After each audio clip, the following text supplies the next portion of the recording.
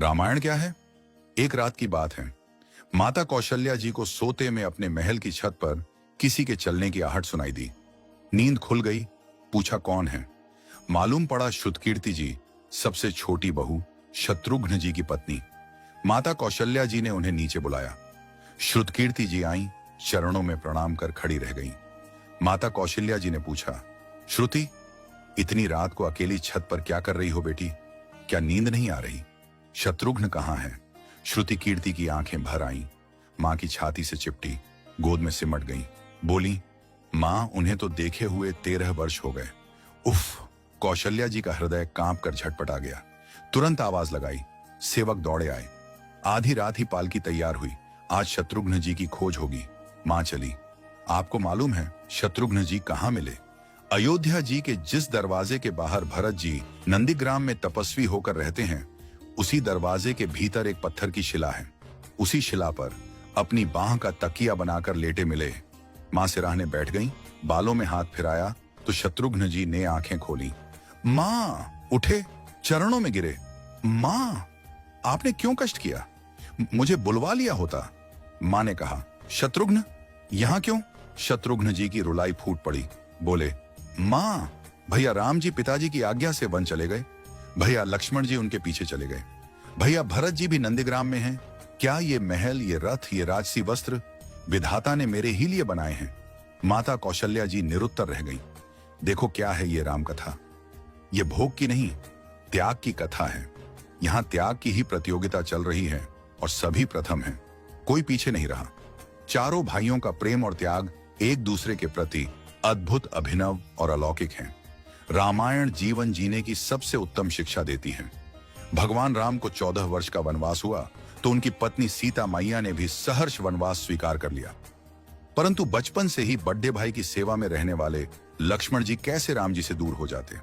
माता सुमित्रा से तो उन्होंने आज्ञा ले ली थी वन जाने की, परंतु जब पत्नी उर्मिला के कक्ष की ओर बढ़ रहे थे तो सोच रहे थे कि मां ने तो आज्ञा दे दी, परंतु उर्मिला को कैसे समझाऊंगा, क्या बोलूंगा उनसे? यही सोच विचार करके लक्ष्मण जी जैसे ही अपने कक्ष में पहुंचे तो देखा कि उर्मिला जी आरती का थाल लेके खड़ी थी और बोली, आप मेरी चिंता छोड़ प्रभु, श्री राम की सेवा में वन को जाओ। मैं आपको नहीं रोकूंगी।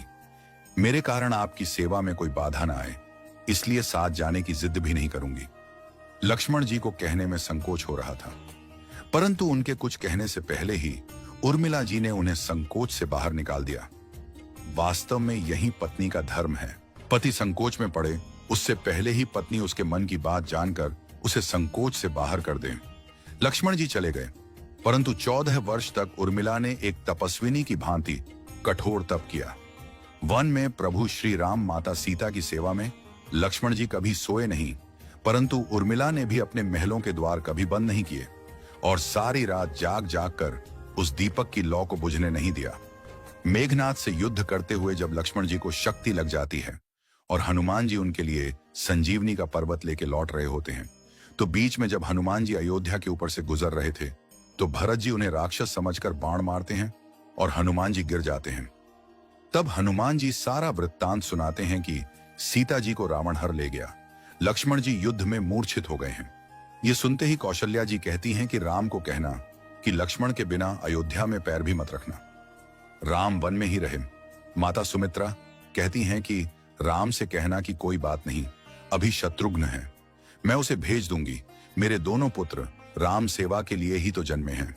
माताओं का प्रेम देखकर हनुमान जी की आंखों से अश्रुधारा बह रही थी, परंतु जब उन्होंने उर्मिला जी को देखा तो सोचने लगे कि यह क्यों एकदम शांत और प्रसन्न खड़ी है। क्या इन्हें अपनी पति के प्राणों की कोई चिंता नहीं? हनुमान जी पूछते हैं, देवी, आपकी प्रसन्नता का कारण क्या है? आपके पति के प्राण संकट में हैं। सूर्य उदित होते ही सूर्य कुल का दीपक बुझ जाएगा। उर्मिला जी का उत्तर सुनकर तीनों लोकों का कोई भी प्राणी उनकी वंदना किए बिना नहीं रह पाएगा। उर्मिला बोली, मेरा दीपक संकट में नहीं है, वो बुझ ही नहीं सकता। रही सूर्योदय की बात, तो आप चाहें तो कुछ दिन अयोध्या में विश्राम कर लीजिए, क्योंकि आपके वहां पहुंचे बिना सूर्य उदित हो ही नहीं सकता। आपने कहा कि प्रभु श्री राम मेरे पति को अपनी गोद में लेकर बैठे हैं।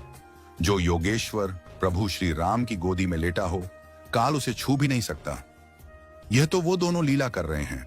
मेरे पति जब से वन गए हैं तब से सोए नहीं हैं।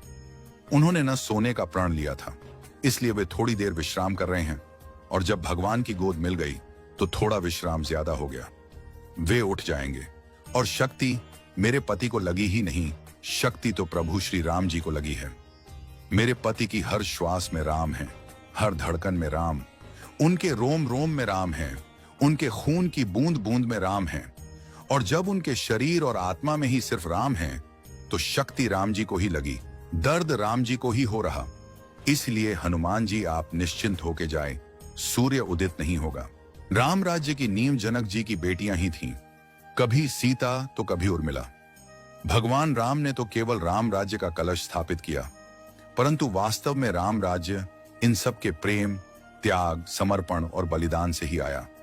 जिस मनुष्य में प्रेम, त्याग, समर्पण की भावना हो, उस मनुष्य में राम ही बसता है।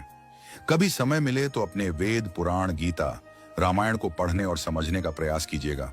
जीवन को एक अलग नजरिए से देखने और जीने का सुर मिलेगा। लक्ष्मण सा भाई हो, कौशल्या माई हो, स्वामी तुम जैसा मेरा रघुराय हो, नगरी हो अयोध्या सी, रघुकुल सा घराना हो, चरण हो राघव के जहां मेरा ठिकाना हो त्याग भरत जैसा, सीता सी नारी हो, लवकुश के जैसी संतान हमारी हो, श्रद्धा हो श्रवण जैसी, सबरी सी भक्ति हो, हनुमत के जैसी निष्ठा और शक्ति हो।